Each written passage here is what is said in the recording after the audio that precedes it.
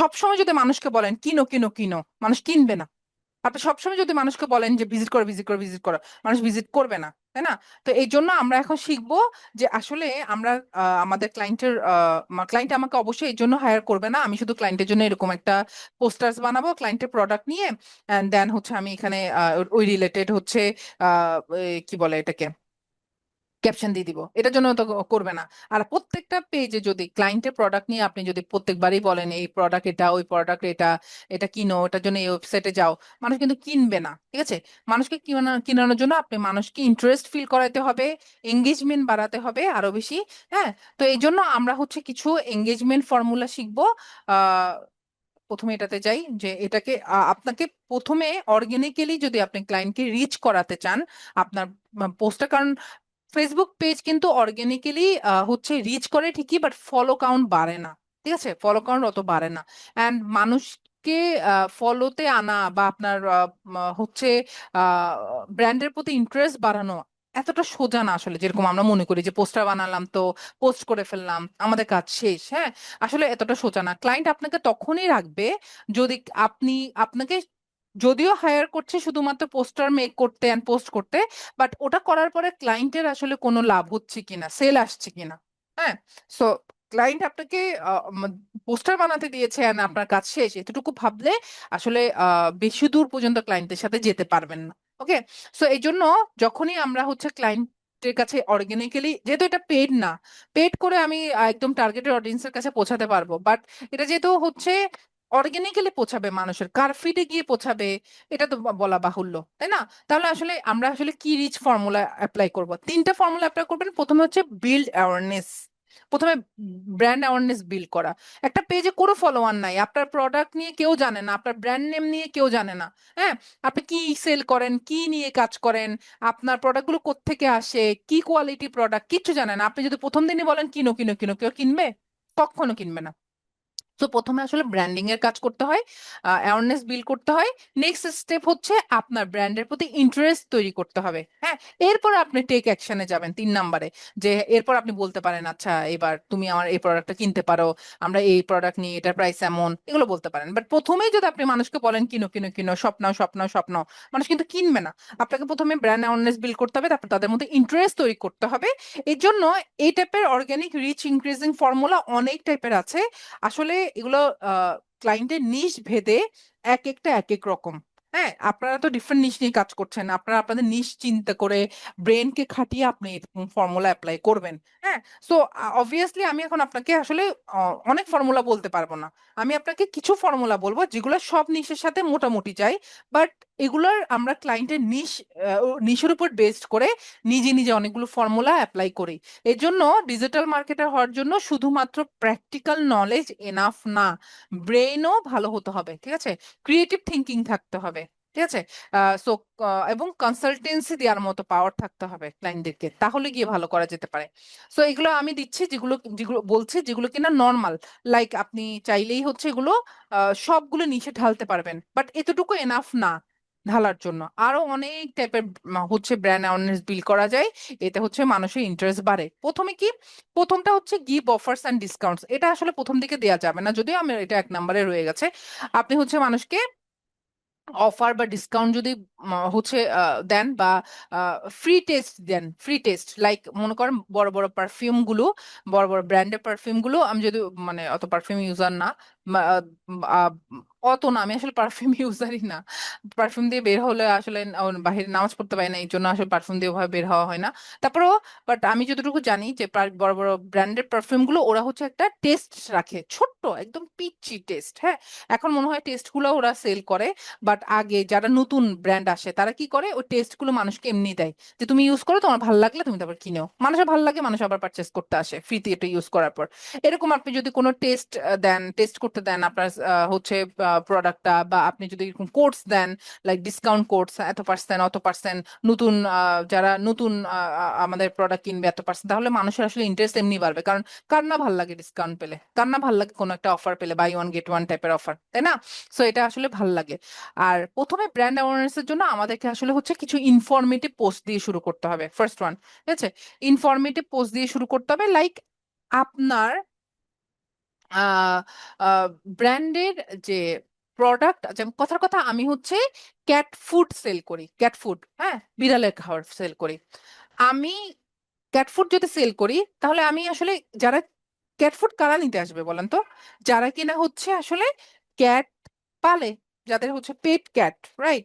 So যে cat food নিবে, তার আরো ক্যাট রিলেটেড আরো অনেক কিছুই তার কিনা লাগে বা তার নলেজ লাগে। মনে করেন আমি হচ্ছে ইনফরমেটিভ পোস্ট দিতে পারি, লাইক হচ্ছে ক্যাটদের জন্য সপ্তাহে বা মাসে হচ্ছে তার নেল কাট করা উচিত, নেল কাটের জন্য কি ধরনের হচ্ছে আসলে টুল ইউজ করা উচিত, ক্যাটকে শাওয়ার নেওয়ানোর জন্য কি ধরনের শ্যাম্পু ইউজ করা উচিত। হ্যাঁ, সো এগুলো সব আমার নলেজ, আমার আমার কোনো পেট নাই। হ্যাঁ, সো আমি এগুলো সব ক্লায়েন্টের কাজ করতে করতে জানি একটু একটু। সো এরপরে হচ্ছে মানে ক্যাটকে আপনি কি ধরনের বডি ওয়াশ ইউজ করতে পারেন, মাস ক্যাটের কি কি ধরনের ভ্যাকসিন আছে ক্যাটকে দিতে পারেন। দেখেন, আপনি না ভ্যাকসিন সেল করেন, না আপনি ক্যাটের কোনো শ্যাম্পু সেল করেন, আপনি না ক্যাটের কোনো বডি ওয়াশ সেল করেন, না ক্যাটের আপনি নেল কাট করার কোনো টুল, নেল কাটার সেল করেন, রাইট? বাট এগুলো আপনি কেন দিচ্ছেন? ইনফরমেশন দিচ্ছেন। এখন যে কি না একটু জানে না ক্যাটকে কি ভ্যাকসিন দিতে হয়, ক্যাটকে কি ধরনের শ্যাম্পু ইউজ করতে হয়, সে আপনার পোস্টটা আসার পর তার কাছে অনেক ভালো লাগবে। তারপর সে আপনার পেজটা ঘুরে দেখবে, তারপর আপনার প্রোডাক্ট গুলো দেখবে। এরপর সে একটু ইমোশনালও হবে, আপনি তাকে একটা নলেজ দিলেন ইনফরমেটিভ একটা পোস্টের থ্রুতে। তখন সে কি করবে? আপনার ওখান থেকে হচ্ছে ক্যাটের একটা ফুড, একটা প্যাকেজ, ড্রাই ফুড বা ওর, হচ্ছে ওয়েট ফুড, কোন একটা প্যাট রিলেটেড, ক্যাট রিলেটেড ফুড সে সেল করে নেবে, প্যাকেজ সেল করে, সরি, বাই করে নেবে, কি উল্টোপাল্টা বলছি, হ্যাঁ, কোন একটা কিছু পারচেস করে নেবে, ঠিক আছে? সো বাট দেখেন, আপনি ইনফরমেটিভ পোস্ট দিয়েছেন না, না ওই পোস্টে আপনি শপ নাও লিখবেন, না ওই পোস্টে আপনি আপনার ক্লায়েন্টের ওয়েবসাইট ট্যাগ করবেন, কিচ্ছু না, নাথিং। আপনি শুধু পোস্ট করবেন, একটা একটা পোস্টার বানাবেন ভ্যাকসিন রিলেটেড ক্যাটের, বা ওই রিলেটেড একটা পোস্টার বানাবেন, আর ওখানে লিখে দিবেন ক্যাটের এরকম এরকম ভ্যাকসিন আছে, এগুলো এত মাসে, এত দিনে, ক্যাট এত বয়স পর্যন্ত দেওয়া যেতে পারে। That's it. ঠিক আছে? সো এই টাইপের ইনফরমেটিভ পোস্ট সবচেয়ে বেশি ব্র্যান্ড রিচ করে। ঠিক আছে, নেক্সটে যাই আমরা হচ্ছে হেল্পফুল পোস্ট। আপনি চাইলে হেল্পফুল কিছু পোস্ট দিতে পারেন, যেমন এটার জন্য আপনার ব্র্যান্ড রিলেটেড হতে হবে এমন না। দেখেন, ক্যাট ইনফরমেটিভ পোস্ট একটু ব্র্যান্ড রিলেটেড, যেমন আমি ক্যাট নিয়ে কাজ করি, তাই আমি ক্যাট রিলেটেড ইনফরমেশন দিলাম। হেল্পফুল পোস্টটা কেমন? মনে করেন লাস্ট হচ্ছে আমাদের এত বড় একটা ইনসিডেন্ট ঘটেছে ঘটেছে, তাই না, উত্তরাতে, বাংলাদেশে। তো এটাকে ধরে কিন্তু অনেকেই পোস্ট করেছে, তাই না?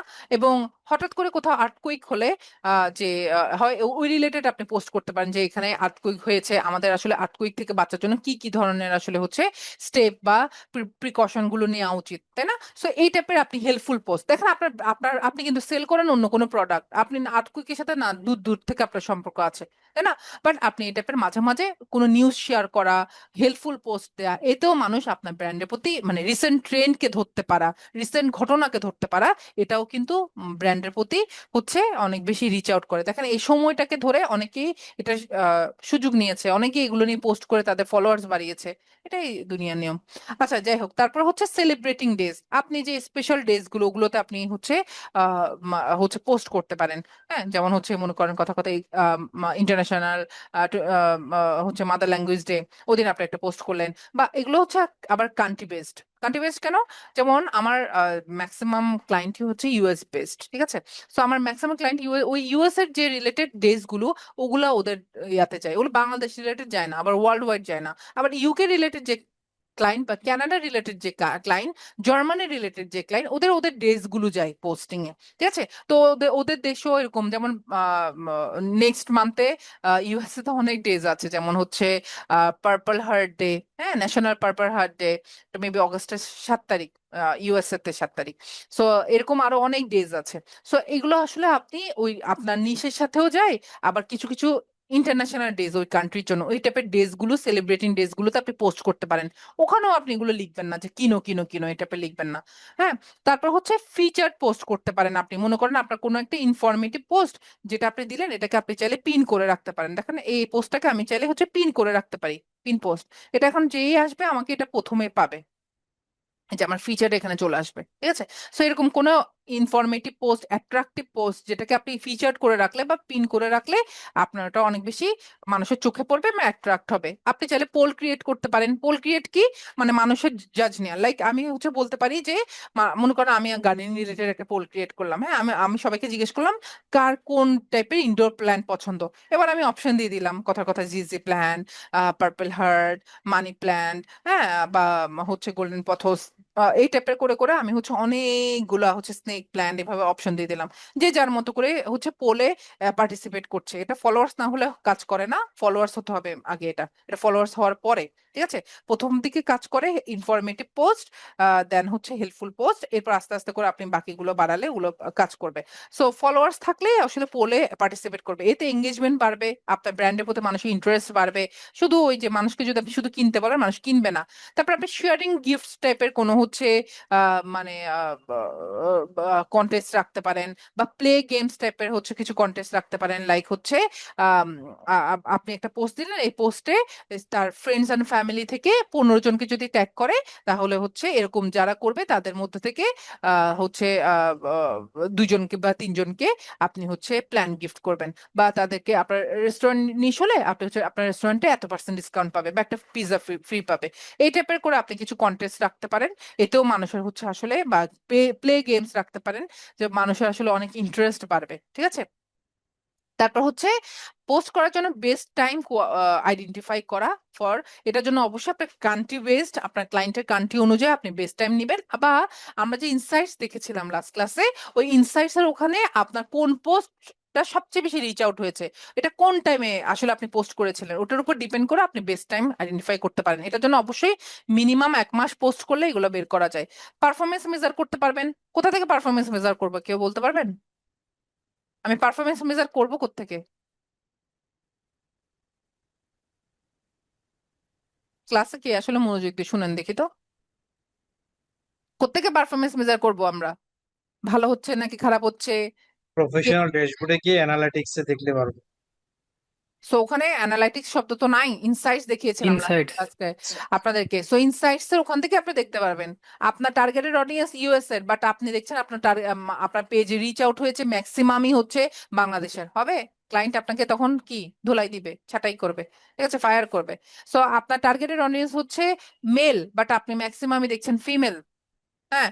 সো আসলে আপনার পারফরমেন্স মেজার হচ্ছে না, আপনার কন্টেন্ট রিচ আউট হচ্ছে না, অ্যাওয়ারনেস বিল্ড হচ্ছে না, আপনার কন্টেন্টে আসলে ইমপ্রেশন কম আসছে। এগুলো সব আসলে আপনার পারফরমেন্স মেজার করতে পারবেন ওখান থেকে, এবং ওই অনুযায়ী আপনি এখান থেকে আসলে চুজ করতে পারবেন। আর লাস্ট পার্ট কনসিস্টেন্সি, এটা সবচেয়ে ভালো কাজ করে। একটা গাছের মতো, যখন আপনি চারা দেন, হ্যাঁ, একটা মাটিতে যখন চারা দেন, কয়েকদিন পর সে আস্তে ছোট একটা গাছ হয়ে ওঠে। ওটাকে আপনি আস্তে আস্তে যত্ন নিতে নিতে সে আর একটু বড় হয়, একটু বড় হয়, একটু বড় হয়। এবার আপনি যত্ন নেন, সার নেন, আগাছা পরিষ্কার করেন, নিয়মিত যখন দরকার পানি দিচ্ছেন, হ্যাঁ, আবার যা যা ধরনের আসলে সার দেওয়া দরকার ওগুলো দিচ্ছেন। এগুলো করতে করতে সে আরো বড় হবে, আরো বড় হবে, আরো বড় হবে। এগুলো আপনি রাতারাতি পাচ্ছেন না, এটা আপনাকে ধৈর্য রাখতে হচ্ছে, পেশেন্স রাখতে হচ্ছে, সময়ের অপেক্ষা করতে হচ্ছে, তারপরে গিয়ে আপনি এটা পাচ্ছেন। Organic marketing like that. এটা আপনি রাতারাতি কিছু পারবেন না, এটার জন্য কনসিস্টেন্সি মেনটেন করতে হবে। আপনি একদিন পোস্ট করলেন, 10 দিন আপনি করেন না। হ্যাঁ, আপনি একদিন পোস্ট করেন, 1 সপ্তাহ পর আপনার খবর নাই। আপনি 1 মাস পোস্ট করেন, আবার 2 মাস আপনার খবর নাই। এইভাবে কনসিস্টেন্সি মেনটেন না করলে ভালো রেজাল্ট আসে না। এটার জন্য ক্লায়েন্টকেও এগুলো বুঝাতে হবে। ক্লায়েন্টের শুধু ক্লায়েন্ট কাজ দিবে আর আমি কাজটা করে দিব, এতটুকু মেন্টালিটি রাখলে ডিজিটাল মার্কেটার হইতে পারবেন না, ঠিক আছে। ডিজিটাল মার্কেটার হতে হলে আসলে অন্য আদার্স আরো নলেজ রাখতে হবে। ক্লায়েন্টকে কনসালটেন্সি দিতে হবে তোমার জন্য কোনটা ভালো। আমি আমি আমার এমন অনেক রেকর্ড আছে, আমি ক্লায়েন্টকে আমি ডিরেক্ট বলেছি এটা কাজ করবে না, ক্লায়েন্ট আমার কথা শুনে নাই, সেই ক্লায়েন্ট আবার 3-4 মাস পর আমার কাছে ব্যাক করে বলেছে যে আসলে তুমি ঠিক ছিল, ঠিক আছে। সো এরকম অনেক ক্লায়েন্ট আছে। আবার অনেক ক্লায়েন্ট আমাকে পোস্ট করতে, আমরা পোস্ট করি, আমার টিম পোস্ট করছে বা আমরা পোস্ট করছি, ক্লায়েন্ট নিজে থেকে 2-1টা পোস্ট করে, দেখতে খুব বিশ্রী। হ্যাঁ, আমি এরকম গার্ডস রাখি, আমি আমার ক্লায়েন্টকে বলি please delete your post. Client আপনাকে জিজ্ঞেস করবে কোন প্ল্যাটফর্মে যাব, আমি এতগুলো সোশ্যাল মিডিয়া যাব না। নিশের উপর ডিপেন্ড করে আপনাকে ডিসাইড করতে হবে, বা আপনাকে বলতে হবে, ক্লায়েন্টকে কনসালটেন্সি দিতে হবে, তুমি টুইটারে যাও আর পিন্টারেস্টে যাও, ফেসবুকে যাও আবার বা ইনস্টাগ্রামে যাও। এখন কাইন্ডলি কেউ জিজ্ঞেস করেন না আমাকে আপনারা কি বলবেন ক্লায়েন্ট আসলে।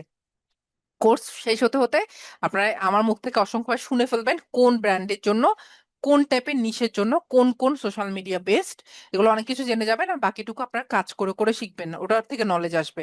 এগুলো আমি আপনাকে বলে দিতে পারবো না আসলে, যে কোন নিশের জন্য কোনটা যায়, এগুলো বলা যায় না এভাবে। ঠিক আছে, অলরাইট।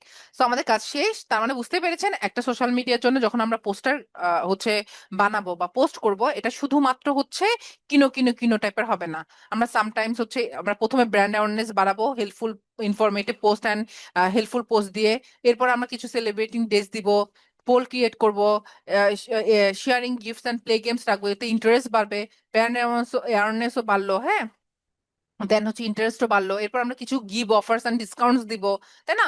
এভাবে করে আমরা হচ্ছে আরো অনেকগুলো অ্যাপ্লাই করা যায়, বাট এগুলো নিশ বেসড এর উপর ডিপেন্ড করে, কি নিশ ওটার উপর ডিপেন্ড করে। সো যখন নিশ বেস কাজ করবেন, কম্পিটিটর কে অ্যানালাইসিস করবেন, এমনিতেই এগুলোর আইডিয়া মাথায় চলে আসবে কাজ করতে করতে। ঠিক আছে, সো এই আর কি আমাদের কাজ।